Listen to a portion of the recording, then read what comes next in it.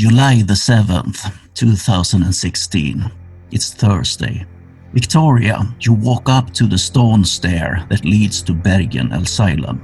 You have been here many times before to try to visit Anne. It's been 2 months since he called you from the gas station and was hospitalized. You still don't know exactly what he have done or why. This is not the same building where you used to meet your psychiatrist, Derek. He sits in a smaller building further down from the parking lot. Yesterday, Dr. Hall called you and told you that you could come visit Anne today. The time is now 10:30 a.m. and you will meet the doctor in 15 minutes. A nurse takes your name at the reception and asks you to sit down and wait. The lobby where the reception and the waiting area are located is large. There are 3 sofas, several armchairs, a few tables with magazines. You see several orderlies coming and going, as well as a few doctors. There are 4 other persons waiting here. An old man, 2 teenage girls and their mother. As you sit down to wait, the nervosity takes a hold of you. What will you see? How will you react when you see Dan again? Will you be able to keep it together? Can you describe your feelings, your worries, and what you hope for? I sit down, but I can't stay in that position for more than 10 seconds. I then rise back to my feet and start nervously trembling around, going to one side of the room and then the other. My fingers start nervously dancing around the necklace I wear and can't focus. I want to be happy because I can finally meet him. I haven't seen him, well, it feels like for years, even if it was not that long. He sort of left me with so many questions, and I don't have anybody without him. And I'm happy, but I am also mad. I'm mad that he didn't tell me before all this what was going on with him fully. Why he didn't came to me, why he went where he did, where he went. I'm happy, I'm meeting him, but I am mad. I'm furious. I want to shout at him, scream, and then I want to hug him, and maybe I will hug him. Can I hug him in here? I keep looking at the clock, around at the watch around my wrist, and just back at the people who are also waiting here and can't understand. Like, they, for me, looks probably calmer than me. How can someone be calm in here? I don't like this place. Yes, I visit it often, but this place is not for Dan. He used to be the pillar of my strength, and now I have to be one for him. Do I? Can I? This way, please. A nurse is looking at you, Victoria, and show with a movement of her hand where to go. Dr. Hall is on the 2nd floor. Take the elevator. You will find his room in the corridor close to the elevator. She points into a corridor that leads away from the lobby. All right. I adjust a little bit. My clothes brush off unexistent wrinkles from my skirt, and then keep moving towards the direction. Now my fingers slip from the pendant to my dark red hair. I start playing with them, nervously tugging on them. The nervosity won't go away. You can't shake it off at all. If anything, it gets worse with every step. In the elevator, you almost feel a panic attack coming. I want you to roll 2 D10s for your depression. It's 11. 11. You feel your medicine in your pocket. You're not sure you need it, but maybe just take 1 for comfort. You decide. 1. I would like to take 2. And of course, I know that I can't. Too much is never good.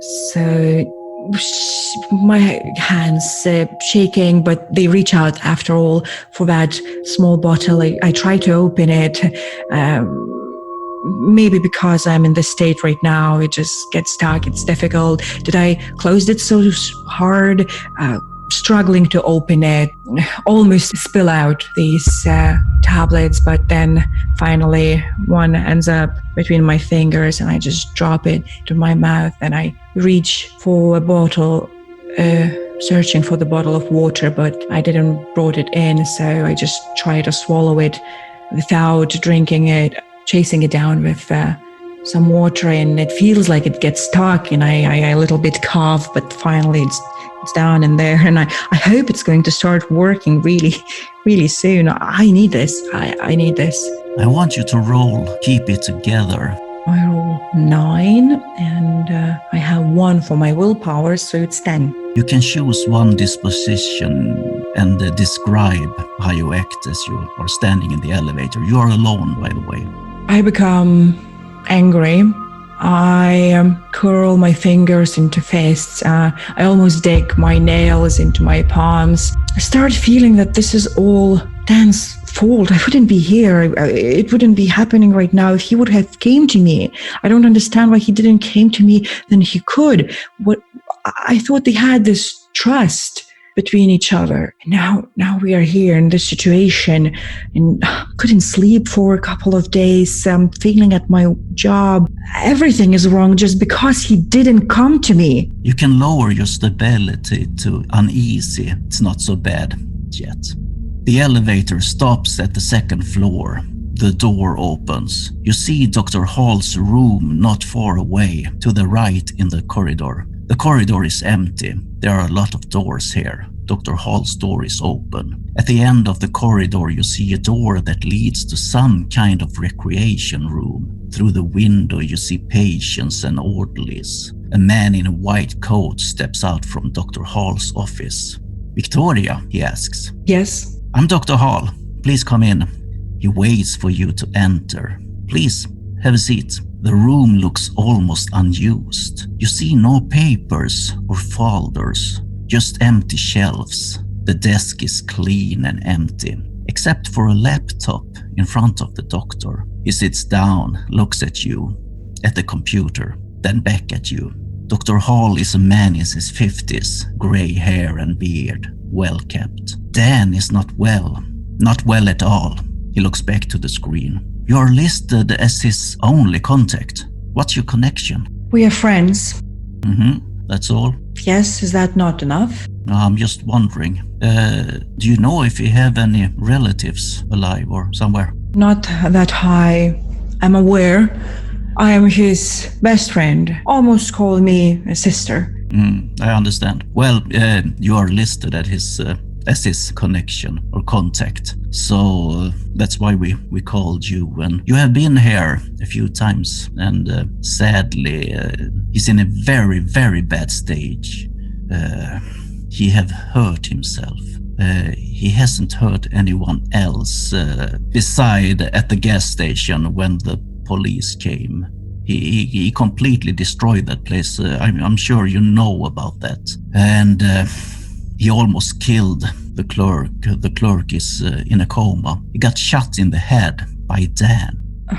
That doesn't sound like Dan. He wouldn't do anything like that. Are you sure that the story was taken right? Yeah, it's we have it on tape. He went completely mad and destroyed the gas station. So you say that he's unwell, but unwell is not a final definition. Have you... What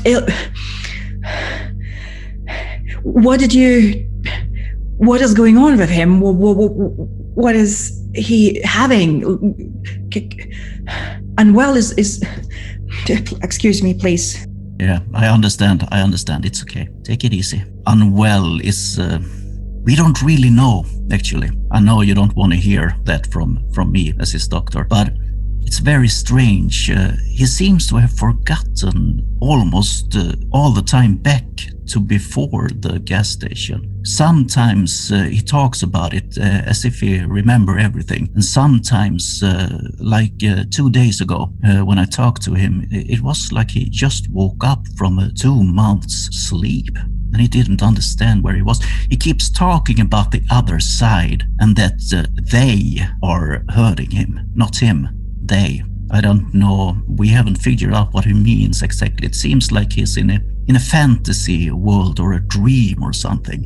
I don't know if he have acted like this before. Have you talked about some other place sometime with you? Well, he was, I wouldn't say, well, just before his disappearance and the accident and everything. He looked worried. He sounded different. I was thinking maybe it's related to his work, or he wasn't overly talking to me in details about what was going on. I would have never thought that it will escalate so much. Yeah, his work with the government. He have talked about some, I think it's a weather station or research station up in the north of Scandinavia, I think it was. Maybe Russia, I'm not sure. He talks about a monster that they have let loose, that it shouldn't be here, that it's after him. Sometimes it's another man, a common man that works where Dan used to work before, that he says is after him. But he never seemed to remember afterwards that he had said these things. So I fear that he's on his way to lock himself in a fantasy world, and I want to stop that. That's why I'm asking these questions to you, to see if there is something in the background that we don't know. If there's anything you can tell me. Have you talked about his work with the government with you? He did mention, but we never used to go into details about that. I understand it's top secret, probably. It's top secret, and it's not that overly interesting for me. But I mean, it's interesting, but you know how sometimes you just, he's my friend. I have to listen what he says, but not always maybe focus on exact points, especially when, it's just work. You never think that this work can develop into something like that. But why you haven't asked me these questions earlier? I have been trying to come here and speak and talk, and I used to just...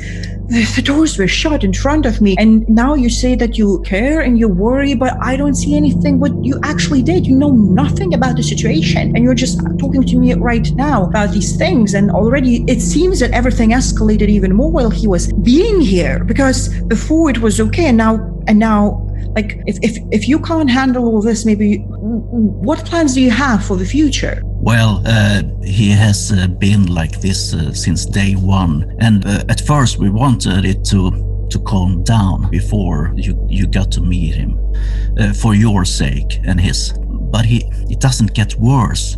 It's like this all the time. Some days is pretty good, and others are pure hell. We didn't want you to see him like that. We wanted to help him before, so I'm very sorry about that. But we thought we were doing the right thing, and now after these months, I understand why you feel like you do, and it's partly our fault. But we hope we will be able to help him, and maybe you will too. The door opens behind you. You see a man in a white doctor's coat peeks in. He's ready now, he says. Then he closes the door.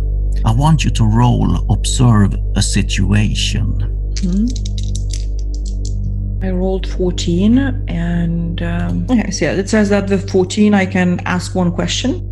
Yeah, you can ask one question. Do the doctor seems to be honest that he cares, like to put all his effort in actually helping Dan? Yeah, I understand you want to see if he's honest with you about helping Dan. Yeah. And the answer is, it's very short. No. Dr. Hall stands up. You may see him now. This way. He opens the door and waits for you to step out. I rise to my feet and I start walking. I try to hold this posture of, full of grace and even a little bit more of this authority, because I feel like he's the one who is supposed to help and serve, like I am the sort of a customer, because, my friend is here and he has to help. And now that I feel that he's not being honest with me, I feel upset with him. So I try to maybe appear a little bit more authoritative and move in a more firm steps and stop just beside him before I lead through the door. And I look at him. Well, I still don't think that you did all what you can, and it makes me believe that I might need to search for someone with more skill. That's up to you. I understand if you do. We're kind of running against the wall here, so any help we can get is appreciated. This way. He starts to walk down the hall, the corridor, towards the glass doors and the recreation area. I will follow. And we're gonna change the scene. Dan, you are in your padded cell. Alicia have just told you that Vicki is here. You will soon get to see her. She's on her way here now. You are in pain. Yesterday you were mostly numb. Now you feel every wound as if it's new. Even your left eye is throbbing with pain, and the side. The legs are the worst though. You sit on a chair in the middle of your room with restraints holding your hands together. Your legs are restrained to the chair. They don't want you to move, to hurt yourself or her. The door opens. You see a glimpse of Dr. Hall. Then Vicki enters the room. The door is locked behind her. There's another chair for her in here. No table or anything, just 2 chairs, your bed and the toilet. 4 white walls, you hear yourself say. Victoria, as you were led here, the doctor took you through the recreation area, up 1 floor to the 3rd floor, and through a high security corridor with several locked doors. Doors that could only be opened by a security guard or an orderly. As Dr. Hall opens the door to Dan's room, he says, "You have 30 minutes. If you want to leave earlier, just say so. We will be listening." Then you walk in and you see Dan. He is restrained. You see wounds, scars, all than you. The door is closed behind you. You are alone with Dan. What do you do? I step in, still holding that anger. Anger about Dan, about the doctor, about this whole facility. And so basically making my first step in, I also almost, not very loudly, but still shout out, "Dan, what the..." But then I see him there. Dan, you are fully aware and you see Vicki shout at you. You didn't hear the words, but you think you know what she shouted.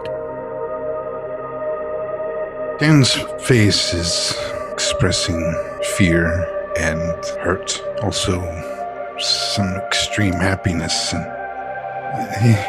And you look pretty pissed off. You've been tugging at your hair again, haven't you?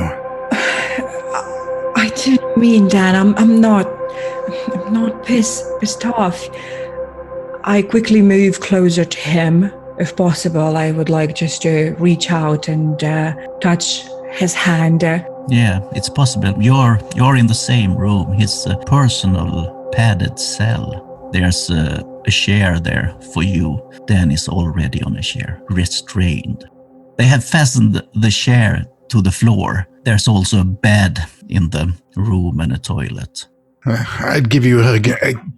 They got me chained to this damn thing. Here, sit down. We don't have much time. Did he say they were listening?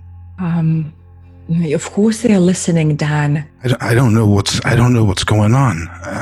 I mean, I think I'm seriously losing my mind. That's exactly what they are also thinking. And I don't know what to think. Dan, what is going on? It's, I get into some pretty crazy stuff with my work, and so I stumbled across this information, and ever since then, weird stuff has been happening. I was just sitting there at my computer, and I got scared, and so I panicked, and I went for a drive, and then it's like I wake up here in this mental institution, and they're telling me that it was all just a big dream, that I've just been hallucinating this or having visions or something, but this is real. I've seen creatures, monsters. I don't know what to do, and then they're pumping me up with drugs, and sometimes I have these flashes where like I'm strapped down to a table and they're experimenting or something on me, and I don't trust these people. Dan, these things you say you've seen, do you mean when you say the monster or creature, you're talking about these bad people? No, in the desert, there was this crazy man, and there was this other old man that didn't have any eyes, and he was being eaten by these giant four-legged. It all sounds ridiculous. I don't even. It's almost pointless for me to even try to tell you this stuff. It doesn't even.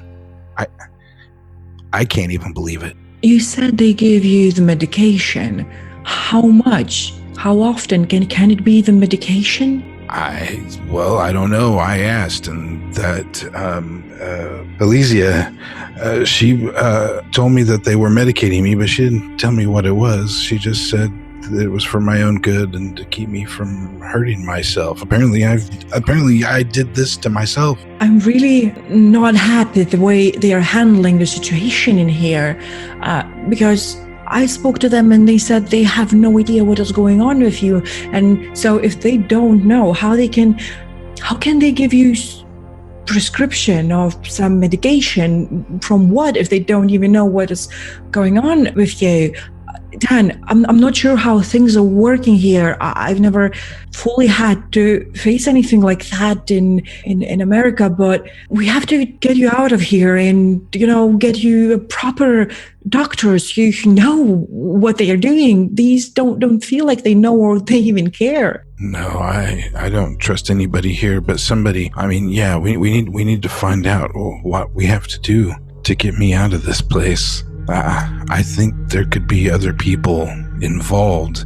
I don't know, I mean... No, you don't understand. It's not like that. I'm saying that by law, like you are not assigned here. Just, there should be other doctors or the maybe clinics or something like that. Like not exactly this place. They don't seem to be professional enough. They tried and they failed to figure out, to help you. And I don't know how this works. So maybe your lawyer or someone else I could contact and they could help us. Well, I don't really have a lawyer, and I've never needed one before. I don't know. I mean, your guess is as good as mine in that regard. I don't trust them either. I think maybe they're doing this to me. They said I, trashed this gas station and shot at a man. Victoria, as you are looking at Dan, you notice his left eye doesn't move as much as the right. It seems like there's an old wound there, and it doesn't keep up with the other eye. It looks pretty strange. And he seems to have a lot of scars on his legs. You see it beneath his pant line near his foot. It seems like you have lots of cuts. I move towards that other chair, which is in the room. I try to bring it very close and set it in front of Dan. I sit down. This time with both of my hands, I reach for his. I try to gently squeeze them and look into Dan's eyes. I lean in. Dan, you gave me a call from the gas station, I believe. You yourself told me that you were afraid that you killed somebody. Are you sure you don't remember anything about that? Oh, I don't remember the phone call. The gas station, the memory's very vivid to me, but I've seen so many strange things. I thought it was just another hallucination. There was a woman in black that was there, just standing in the background, watching the whole thing. Didn't react to anything that I did, so I thought it was all in my head. So if I really did that, then she was in there watching me do it. Well, let's not jump to the conclusions that you did it. Maybe you just thought you did it, or it was an accident, and you don't remember clearly what happened at the gas station, but do you remember why you were there? Well, I had panicked. I saw some stuff on the internet about a creature that apparently had been let loose up in some research station, a meteorology location up in the north, someplace where it's like snow all the time. It's this was sifting through different reports and things like that, and I realized that there's governments and other agencies, and there's like people in power who know about this. And as soon as I came across that information, everything goes nuts. My computer gets a little wishy-washy, you know. I start to feel like people are watching me all the time, so I like panicked, thought I might take off for a couple of days and see if maybe it was all in my head. So I stopped and got gas, but I don't. When I was in the desert, I stopped and got gas, and I think down desert. Listen, they told me I've been in here for a couple of months, and all I can say is I've been on a pretty wild ride the last couple of months, and it could be a combination of my head and the medication. I don't really know. But one thing is for sure, that in one part of my reality, whatever it is, I was in a desert at a gas station, and it sort of, flashes back between a gas station in the desert and a gas station. The intricacies of my visions, I really don't. It's ridiculous to even try to explain, but I think Dr. Hall and this nurse drugged me. Like maybe I stopped for gas and somebody gave me something, slipped me a Mickey of some sort. I don't know. Maybe that is definitely. Maybe I'm losing my mind. Maybe I really am going crazy. No, Dan. Your job, as far as I understand, was incredibly tense, and maybe it's just nervous exhaustion, and maybe you have been drugged at that gas station. Maybe, Dan, don't get me wrong or upset with me, but I just have to ask, since your work was so stressful, you didn't, by any chance, you haven't tried to find some means to calm down, some perhaps legal means, and you didn't tell me about them? Smoking something. I don't want. You mean drugs? Like smoking weed? Yeah. I mean, no, I haven't done that since college. I have too much stuff to focus on. I think I know too many secrets. I think, that really is the stress of my work, is there's so many secrets that I have to keep and juggle back and forth. And I lean in even closer to Dan to whisper into his ear as quietly as I can, because I am afraid that doctors will hear this. But I want Dan to clearly hear my words. Dan, are you trying to say that government might be after you? I've seen plenty of movies. Is that the case? Are they trying to get rid of you? That's what I think. What can be done about that? I'm just... Do you have any other friends who worked on the same cases? Anybody? No. That motherfucker from college is in my head. But that was a long time ago. I don't know. My nemesis, Paul. How this Paul would be related to what you did from the college? We didn't get along, and he's in the same business as me, only I would roll across some dark stuff from time to time, and it would upset me. Vicki, this guy would roll across the same dark stuff from time to time, and it didn't upset him. He kind of got off on it. We didn't get along. He's a bit of a bully, as much as you can be in what we do, and I think he could be behind it, because I'm quicker and faster and better at what we do. Same old story. Even just saying that there's some conspiracy behind it makes me sound ridiculous. Have you seen anything? Anybody following you? Any weird, like really weird, like you just kind of shake your head and think, oh, that couldn't have possibly been what I just saw lately? The only thing what I believe is just impossible, what I am seeing is you right now in this position, hurt, tired, lost in your own thoughts. Everything else is normal around me except you, and I am honestly worried. I don't know how to help you. If this is the government issue or your nemesis issue, I don't know how. I just want you back. I should write maybe a complaint. They're not taking care of you fully. to take you away from here, clean from those drugs, and we can figure it out together.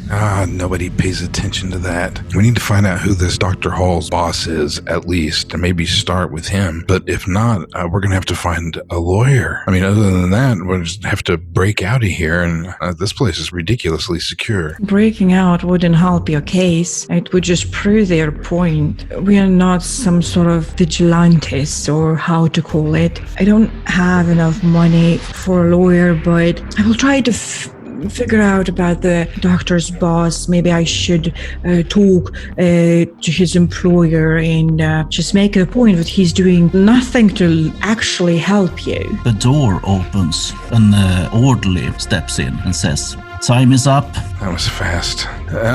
Just do your best. Vicki, if I think of anything, I'll try to I may know somebody. I just, these drugs, they got me on. My head's foggy. But see what you can from your side, and I'll try to think of something if they don't kill me first. Dan, everything will be all right. We will get you out of here, and we will find someone who actually can help you. I rise from the chair, lean in to give a hug to Dan. Then everything will be fine. Really, just, yeah. And not finding the right words right now, I just move away from him and move towards the exit. I glance a couple of times back at Dan, worried, honestly worried, and then I leave. Thank you, Vicki.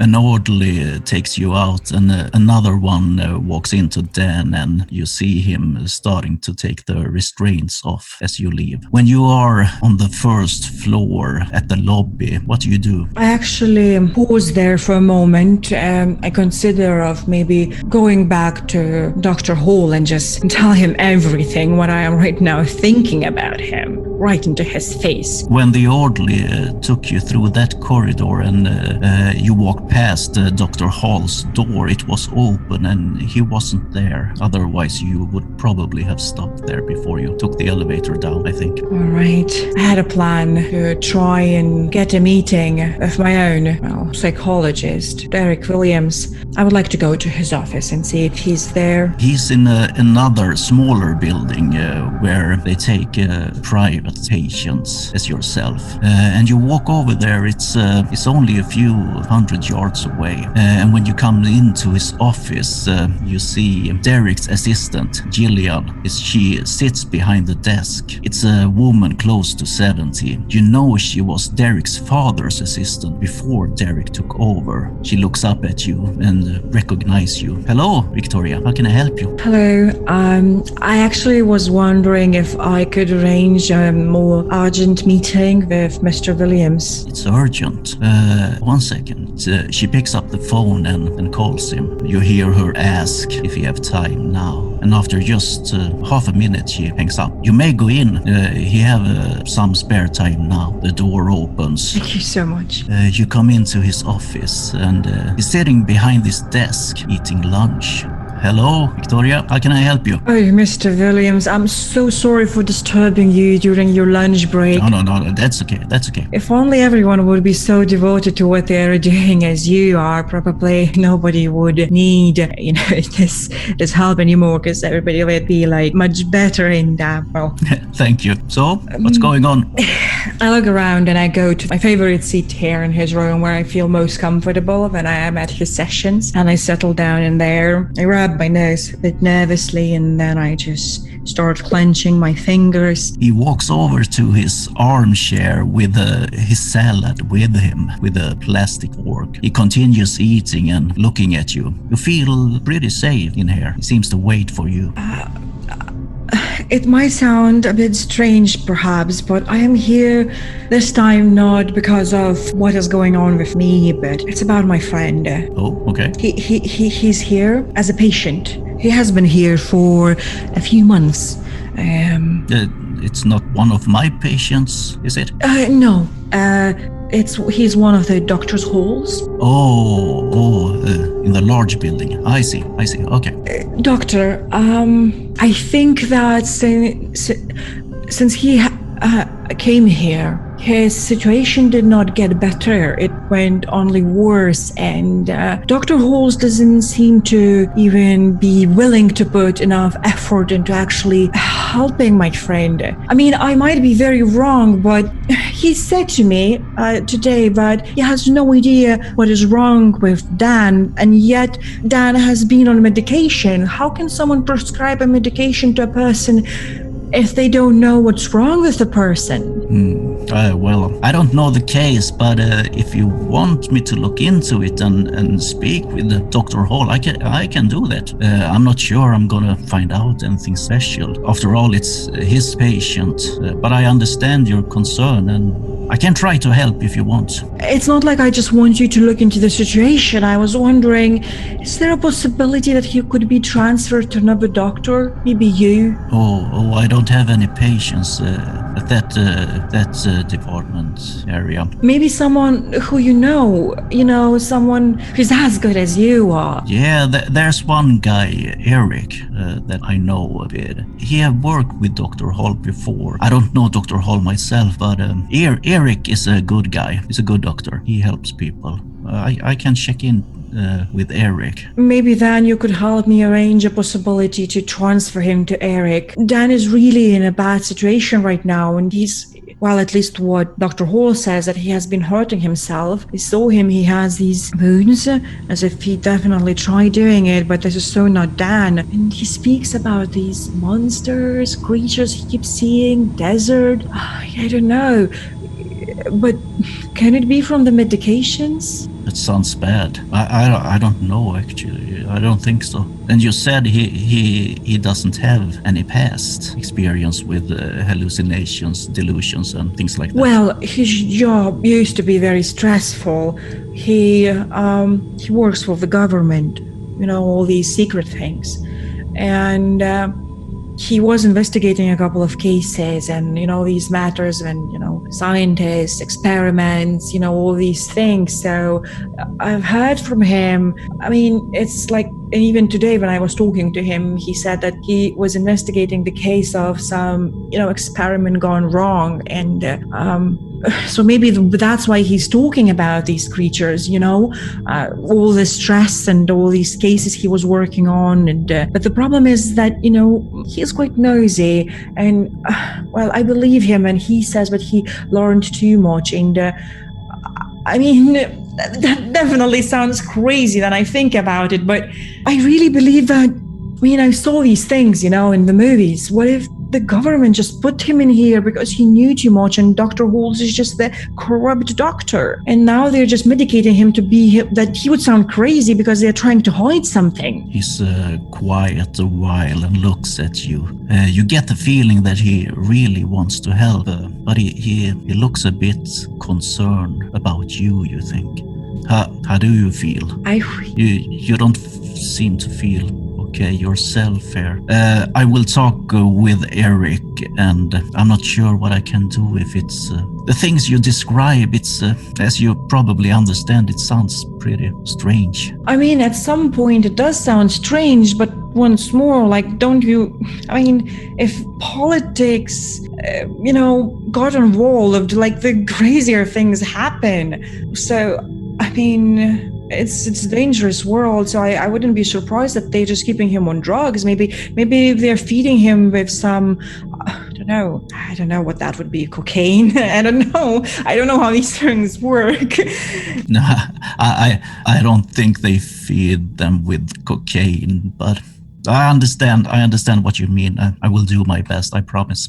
And his phone rings, his intercom phone on the desk, and you hear Gillian's voice. The next patient is here. Should I tell them to wait? Derek looks at you and, well, I can give you a call tomorrow and try to speak with Eric this afternoon. Is that okay? That would be perfect. Thank you so much. As I said, you're absolutely wonderful. Thank you. Well, talk to you this afternoon. Of course. Have a good day. And I would rise and leave. Yeah. Dan, you spend the rest of the day in your cell. The restraints are removed. You get all your food here. An orderly who stays inside your cell as you eat. Later in the evening, Alicia visits you. She sits down on your bed. How do you feel? You saw Victoria today. Yeah. I feel much better. Thank you for asking. Good. What did you talk about? Talked about how she was doing, that I missed her, and that I was trying to get better. Of course, what would you think we would talk about? I was just making conversation. I'm sure you'll compare this to the recorded session anyways. I mean, you guys probably were listening, right? No, Dr. Hall maybe. Dr. Hall will probably listen. I won't listen. She. Oh, you guys aren't sharing information? Yeah, we do, but I'm not very concerned about your private conversations. It was a great visit. She puts her hand on your hand, and you feel calm. Sometimes her touch makes you feel nervous, but this time you feel calm flow through you. She seems to really want to help you. So Dan. Yeah. When do I get out of here? I don't know. I think I'm doing much better, realizing that most of this is probably just in my head. And, I just need to go and get back to work.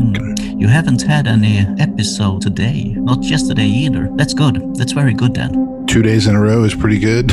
Yeah, that's pretty good for you. That's the first time. And you remember yesterday and today completely? Or is there anything you seem to have forgotten? Or do you remember everything as you see it? Just, the same old bits and pieces. Yeah. 2 days ago you were talking about the cellar and the metal tables and the tubes. Do you remember that? Yes. Can you tell me what happened down there? I flash back to that memory.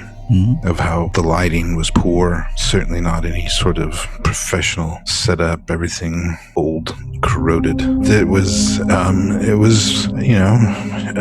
your typical nightmare situation, waiting for the alien probe or whatever, I'm strapped to this nasty table in some post-apocalyptic laboratory and, I hear voices. Matter of fact, I hear your voice and Dr. Hall's voice. Yeah, we're next to your table, you said. Yeah. What do we say? Well, the bits and pieces of it I can't really put together, but you seem to be having some communication about, the subject, aka me and the others, because there were other tables and bodies, and whatever was happening to us, you were reporting that information back. So, I don't know about you. 1 minute you start to make me feel pretty good, and I'm thinking like maybe you're on my side or something, and then you go off and ask a dumbass question like that. Oh, I'm on your side, Dan. Don't worry about that. Maybe it's just nightmares. I don't know. We're gonna get to the bottom of it. They chained me to my chair. Well, that was... we didn't want you to hurt Victoria. I know you haven't hurt anyone else, but sometimes you do really strange, stupid things, Dan. I'm starting to think that they're not so strange and stupid. So, like Victoria comes in and I'm perfectly fine, but you put me in a room with Dr. Hall and a letter opener and suddenly I'm flipping out. I don't know. Think about that bit of information. I will think about that. All of a sudden, she seems very tired. She looks down. She takes back her hand from your hand and... Well, Dan, I'm very sorry that you're in this situation. I hope you have a good night's rest and we talk tomorrow again, okay? Yeah. 50-50 shot, right? Yeah, she smiles at you. There's no happiness in her smile. And she leaves you alone in the room. It's almost time for bed. The lights will go off by themselves in maybe an hour. I neither feel comforted nor relaxed anymore. She made me feel good for a moment, but now I feel no different really than before she came in. Worse, maybe. I won't go to sleep when the lights go out until whatever drugs they put in me force me to. They haven't given you any medication today that you remember, at least. Not yesterday either, actually. Strange. And the scene is moved to Victoria. When you get home, it's just after lunch. Can you tell me a bit about your living situation and your current life? Also, what do you do as you get home? My life is not the best. I have to work 2 jobs right now. On the daytime, I'm just a waitress. On the evenings, it's even worse. I clean offices. I'm not proud of what I am doing. I'm feeling that I'm worthy of much more. After all, I'm talented.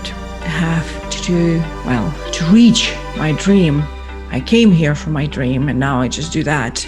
it's additional stress I don't need right now. And these calls for additional roles or modeling, they became a little bit more rarer, or not good enough for them. I'm not tall enough, or I'm not slim enough, or my hair are too long, my hair are too short, my eyes are too wide, my eyes are not wide enough.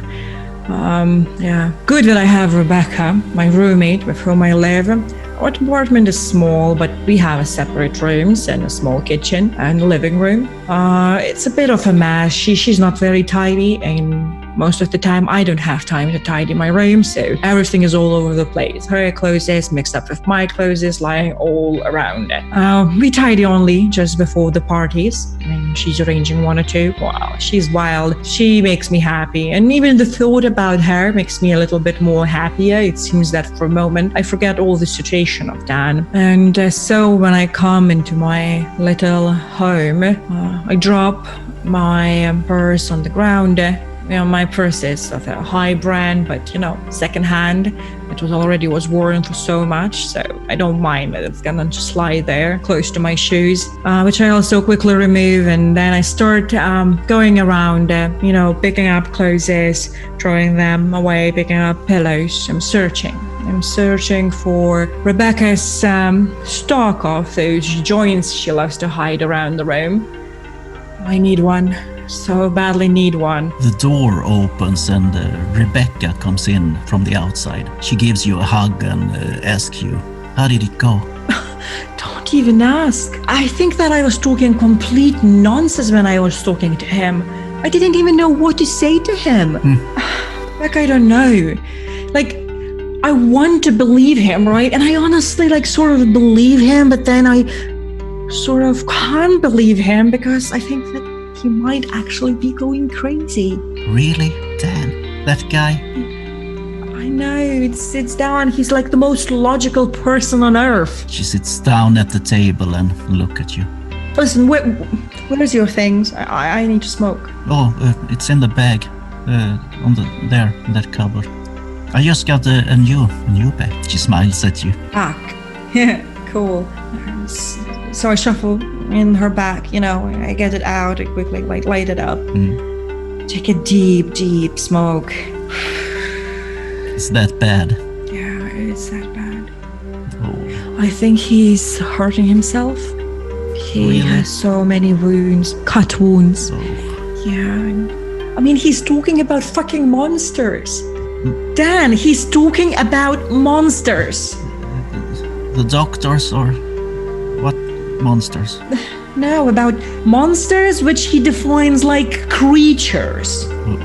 Okay. I mean, I asked him, I was like, are you meaning that this is the bad and evil people, from the movies, right? Yeah, these killers who work against the government or something like that? No. Yeah, well, I was just gonna ask that if you meant movie monsters, like actual monsters, or... He was rambling about some sort of an experiment gone wrong, that he was investigating, the scientists, that they did something and something I don't know, I believe he mentioned escaped. I couldn't even focus fully, I was there trying to listen for him, right? But I couldn't fully hear him because his eye, one of his eyes was not focusing. It was acting weird. And his whole situation, he was tied to the chair and he looked so ill and tired and confused, and that's all what I was thinking about. I felt like he's slipping away. What are we gonna do? We gotta do something, don't we? We definitely. I mean, I spoke to that doctor of his, Dr. Halls. I mean, where did he got his degree? Bought it? Probably he paid for it. Oh. I mean, he says to me, can you imagine? He says, I don't know what is going on with Dan, and yet he's giving him medication. This is ridiculous. Yeah. And I mean, will he get out, you think? I mean, he said that he should escape. If he's going to try to escape, they will lock him down for good. Yeah, that would be bad. I mean, I spoke to Derek. Mr. Williams, Derek, I call him Derek because that's how I can even feel like he's my friend. I can trust him. He's there for me all the time. He's different. Like, why couldn't he be the doctor of Dan? I don't understand, but he can't. But he has said he has another friend, Eric, like the other doctor. Okay. Maybe we will try to move him. Yeah, I hope they do. I really hope they do. I mean, you're much more, clever and wiser than me, Rebecca. Listen, he also suggested, and would that be a possibility? Because I don't know how the politics work in here, right? I heard things, but could it be that actually Dan is not lying, not imagining, but the government is after him because he learned something too much, because you're so nosy and, getting in all these things. And now they're just trying to make him sound insane because he has some sort of national secrets. Well, I guess could be like that. There are many movies like that, yeah, possibly. She doesn't seem sure, but you think she tries to comfort you a bit, but she doesn't seem to know what to say. I know, Rebecca, how all this sounds really crazy, but I don't want to believe that Dan is going crazy, so I'm trying to maybe hold onto that, the least probably crazy option, but still at least a little bit possible. And, of course, when I told it to Mr. Williams, he obviously looked at me with all these eyes where he thinks that because of all my current situation, he might believe that I am just more willing to believe into another person's crazy thoughts, and that basically we are both crazy. Am I crazy? No, you're not crazy.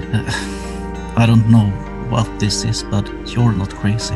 The time passes and evening comes. You start to feel a little bit calmer, but you have been on edge all day. There's a man that goes by the name Anatoly, just Anatoly. You see something about him on the TV, a Russian mafia boss in London. He's in jail, something about a murdered woman, Mary, in England 2 years ago. You only catch the last few minutes and they switch to something else on the news. You recognize his face. On the picture, he is around 55 or 60 years old. Black hair slicked back, a fine thin mustache and a pointy small beard patch. You have seen this man before when you were a child, a bad man, you are certain. I want you to roll Keep It Together and add your willpower. It's 9 and 1 for the willpower, so 10. I think that I would, I don't know if that's correct assumption how it works, but I would maybe find myself a little bit distracted. Yeah, you're distracted. You will have -2 in situations this scene from your distraction. You don't really know why you react as you do or who this man is. You are sure he has something to do with your real parents and you. The news goes over to something else and you feel shaken. Anatoly. The name rings in your head. What do you do? I think that joint was not enough. I would go to the small bar we keep there, some alcohol remnants from the parties before. I would pour myself a glass of this cheap vodka we bought. I would take a couple of fast small sips. I would swallow it like nothing. Wouldn't feel the bitter. Rebecca is on the couch with her laptop and she calls out to you. Listen to this. That man on TV, Anatoly, he's in prison in England. He's connected to a lot of crimes. Mary's family, the murdered woman in England, most of them low-life criminals, as it seems. They testified against him. He's locked away for life. Many Rebecca, of his men shut are up. also locked away. What? What's wrong? Just shut up. You're rambling too much. I need to think. Okay. Is it about Dan? Dan? Yeah, it's about Dan. Okay. I shut up.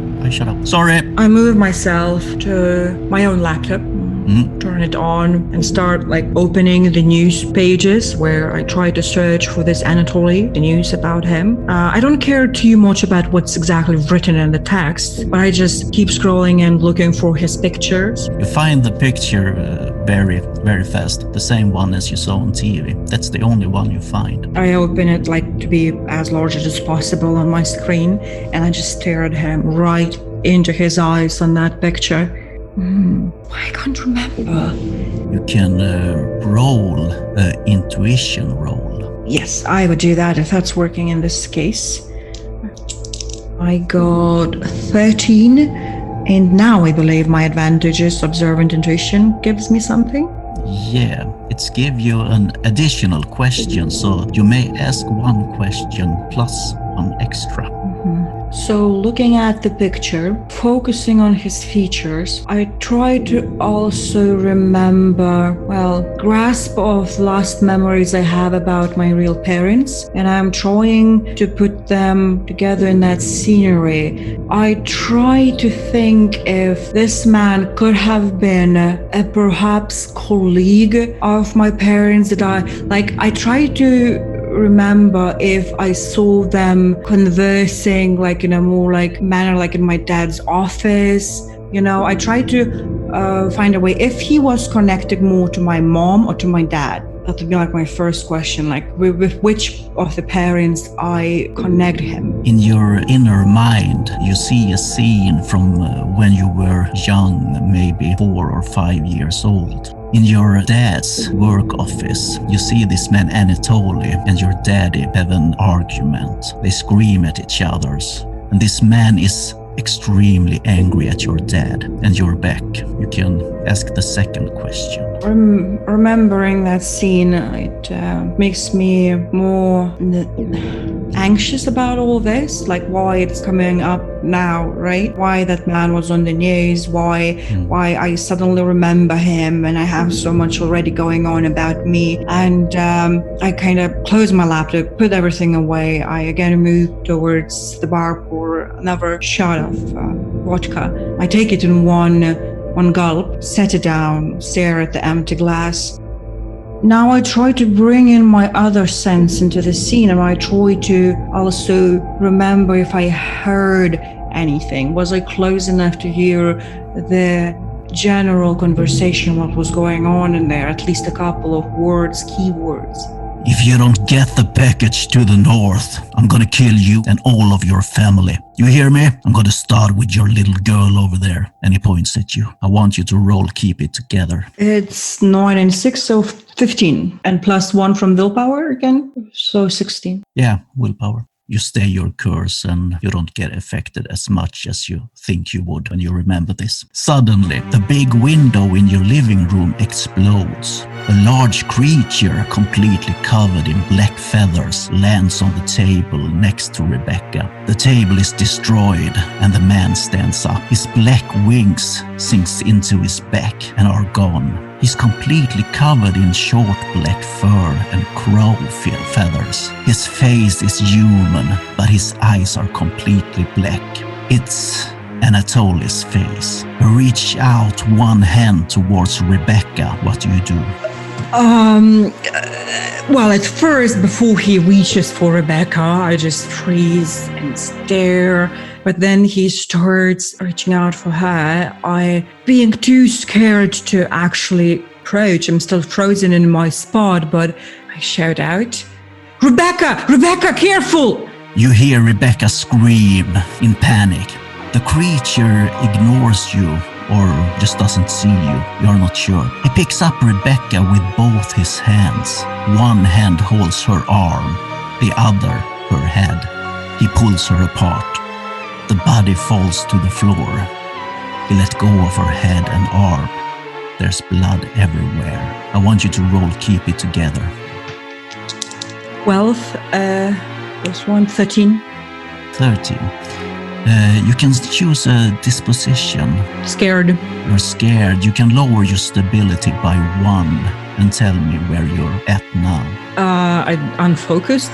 You're very unfocused and scared. You scream, and suddenly you wake up. Rebecca is there. What's wrong? It was just a dream. You fell asleep on the sofa. You're very afraid.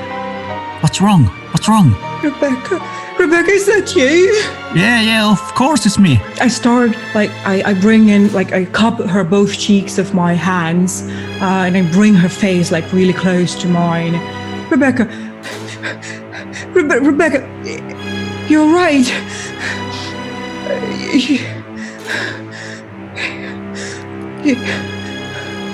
You really are.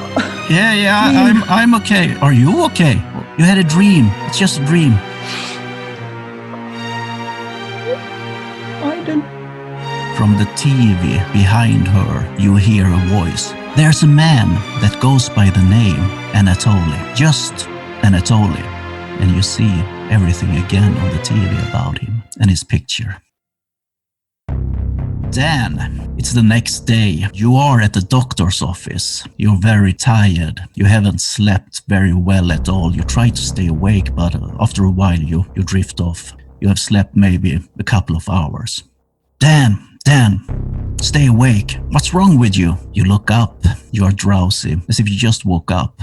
You shake your head. Dr. Hall stands next to your chair. On the table before you, there's that letter opener just lying there in front of you. You can't sleep during our session, Dan. Stay awake and it will be over soon. It's afternoon. You see the sun over the trees on the outside. Looks like a fine day. You feel a movement behind you and smell the perfume. You know it's Alicia before you see her. She stands by the wall near the door.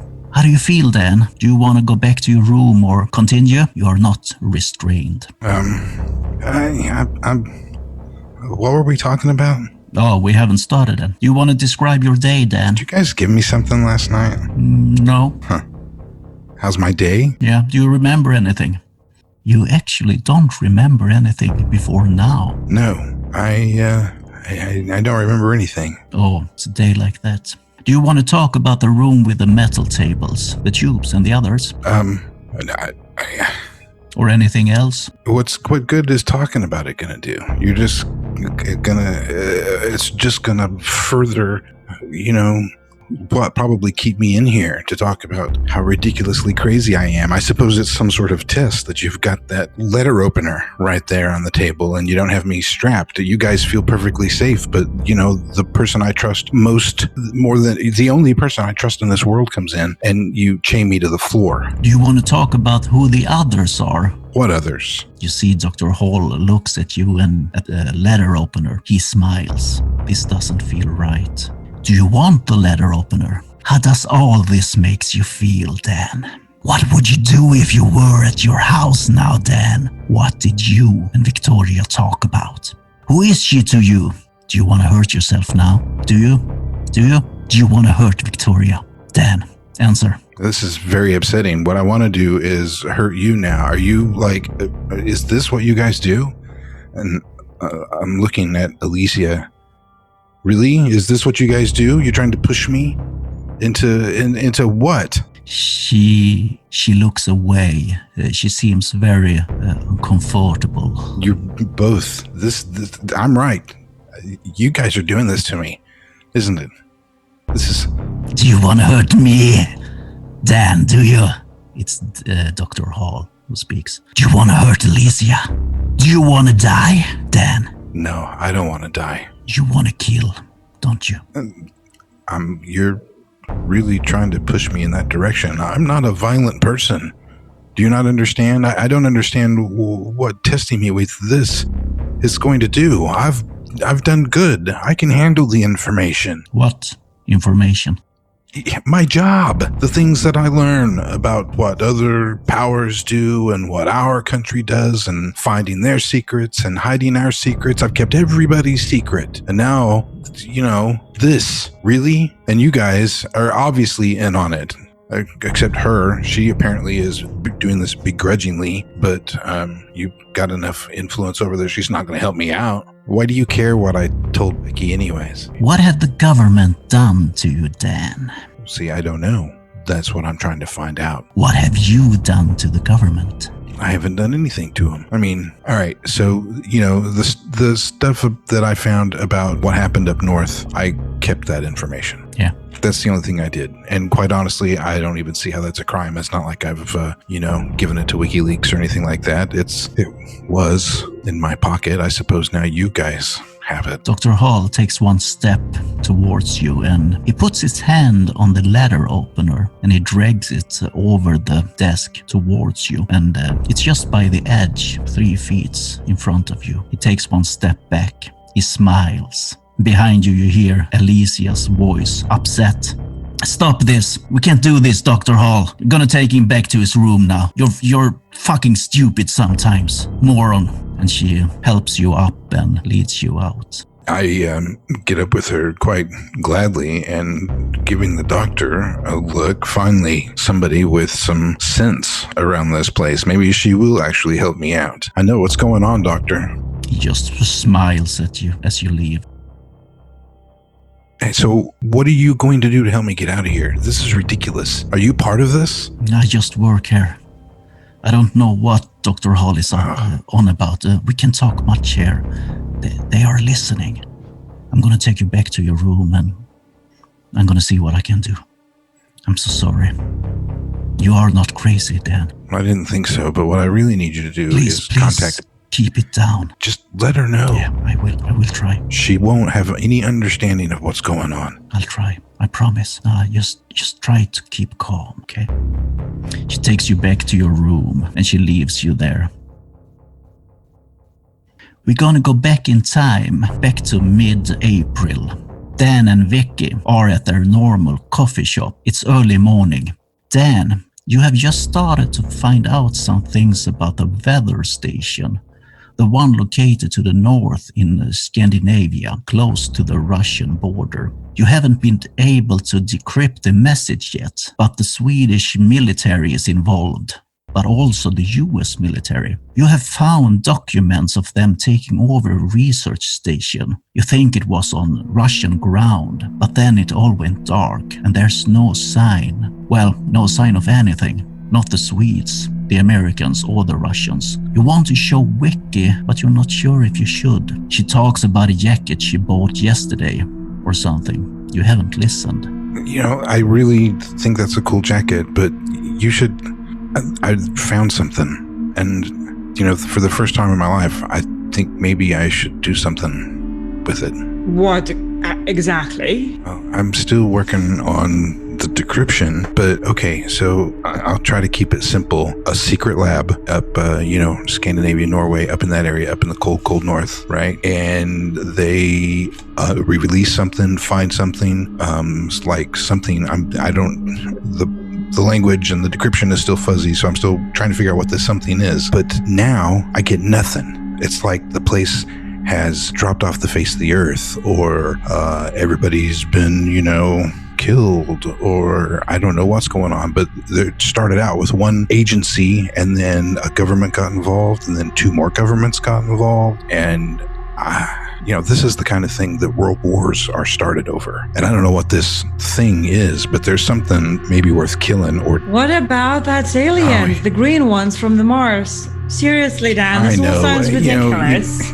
Just because I, believe some of that stuff and see some of that stuff doesn't mean that, well, 1, that it's not real, and 2, that I'm always talking like a crazy person. This is real information. I haven't got it all decoded yet, but this is real information. Something is going on. It sounds like something what a very weird, creepy old guy in the field of corns would say, man. I'm sorry, but this is not like that. Like, okay, so if we are talking about aliens and all that kind of stuff, I believe, honestly, that the only alien I know and I met was that guy yesterday. The one I told you about, or how you haven't listened again.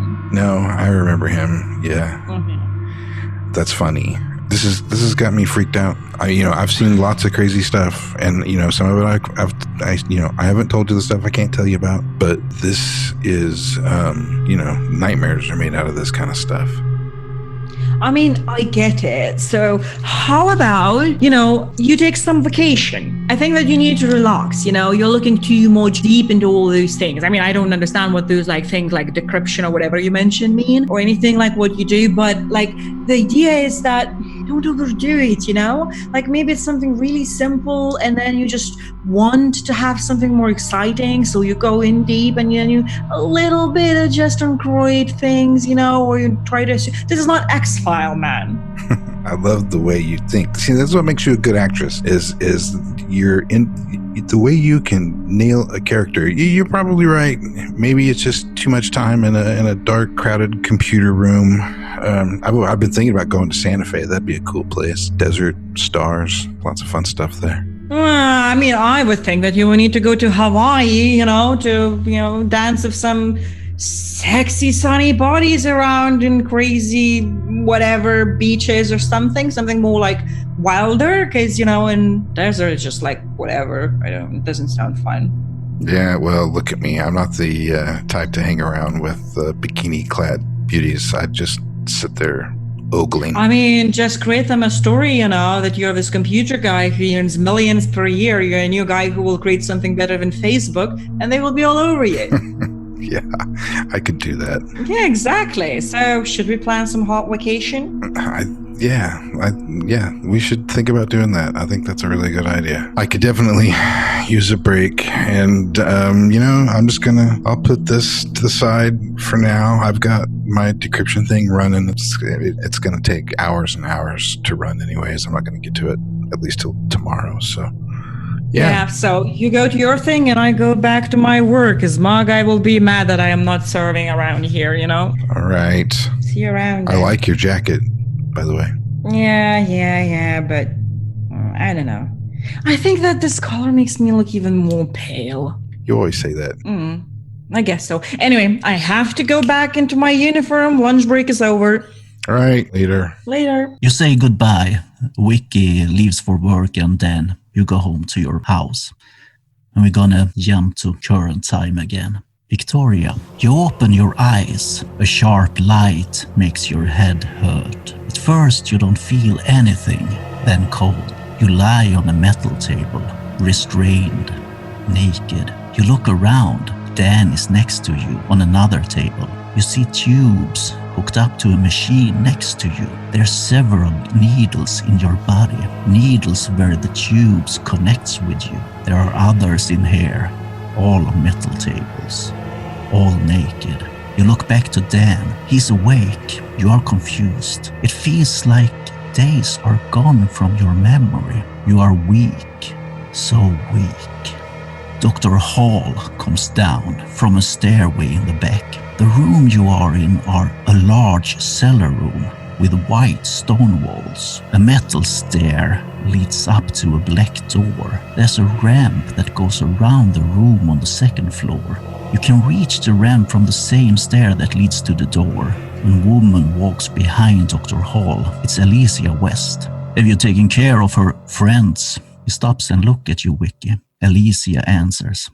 Yes, they think she's on a flight for Europe.